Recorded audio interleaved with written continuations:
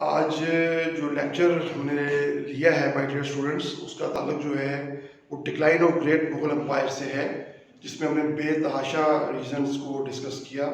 اس میں ہم نے سید بردرز کا رول ڈسکس کیا، اس میں ہم نے وار آف سکسیشن جو ہے اس کو ڈسکس کیا، اس میں نادر شاہ کی جو انویژن ہے وہ ڈسکس کی، احمد شاہ ابدالی کی، اس کے علاوہ جو منصب داری سسٹم کا فیلئر ہے، پھر اورنگزیب کی جو ریلیجس پالیسی ہے اس کو بھی ایک اسٹوڈنٹ نے کہا کہ وہ بھی اس کی وجہ ہو سکتی ہے، کمیونیکیشن سسٹم کا جو ڈکلائن ہے وہ بھی اس کی ریزن ہے.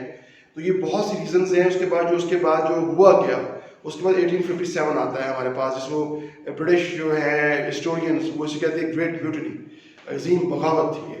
لیکن ہم مسلمان جو ہیں اس کو ہم بلکہ جو ہندوز بھی ہیں ہم ہسٹورینس وہ ہم اسے وار آف انڈیپینڈنس کہتے ہیں. جنگ آزادی تھی جو ہندو اور مسلمانوں نے مل کے بہادر شاہ ظفر جو last Mughal emperor of India تھے، مغل ایمپرر جو سمبولک تھے اس پاور کا، دہلی جو سٹی تھا کیپٹل رہا ہمیشہ صدیوں سے، اس میں وہ اکٹھے ہوئے اور انہوں نے برٹش آرمی کو وہاں سے نکال دیا.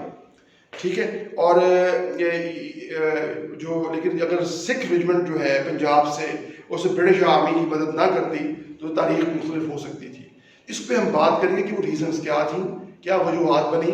جو فوری طور پہ میں نے پہلے بھی بتایا کہ حادثہ ایک دم نہیں ہوتا، بیماری بہت عرصے سے پنپ رہی ہوتی ہے، باڈی میں بہت عرصے سے ویریشنز ہو رہی ہوتی ہیں، پھر اچانک کوئی واقعہ ہوتا ہے تو وہ اسے اچانک لگتا تو ہے لیکن وہ اچانک نہیں ہوتا، اس کے پیچھے بہت سی ریزنز ہوتی ہیں. تو اسی طرح ہم وہ ڈسکس کریں گے انشاءاللہ کہ وہ ریزنز کیا ہیں. اس کو آپ پڑھ کے آئیے گا، دھیان سے پڑھ کے آئیے گا کہ ریزنز کیا ہیں اور کیا کیا وجوہات ہوئی 1857 وار آف انڈیپینڈنس کی.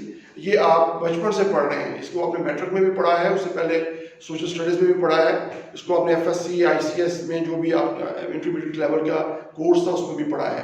تو اس کو ہم ڈسکس کریں گے انشاءاللہ. تو اس کو پلیز توجہ سے پڑھ کے آئیے گا تاکہ ہم آپس میں ٹو وے کمیونیکیشن کا جو اصول ہے وہ کار فرما ہو اور ہم بات کر سکیں. Thank you very much.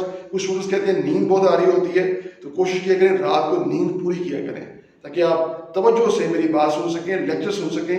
چونکہ پیپروں میں آپ کی نیند سے کوئی فرق نہیں پڑنا، وہ آپ کو یاد ہوگا، سنا ہوا لیکچرز، تبھی آپ وہ پیپر اٹیمپٹ کر سکیں گے. بہت بہت شکریہ. اپنا ڈھیر سارا خیال.